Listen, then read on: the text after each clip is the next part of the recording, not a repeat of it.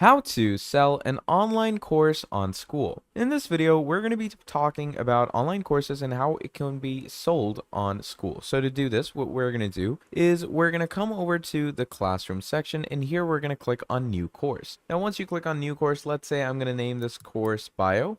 And you can add in some random description who can have access to this course. Now, all members in your community can access this, or only some members can access it, mainly meaning that a member who is specifically assigned to this course or members of a certain level. Okay, so I'm going to go with all members for now. Okay, you're going to upload a cover if you want to, and you're going to click on add. Now, once you click on add, what this will do is it will publish the course onto your Skool. Okay, and once this course is published, you can add new pages for yourself. Okay, so in those new pages, you can add different details, etc. So basically, that is how you are going to be selling courses on Skool. Thank you for watching all the way till the end, and I'll see all of you next time. Goodbye.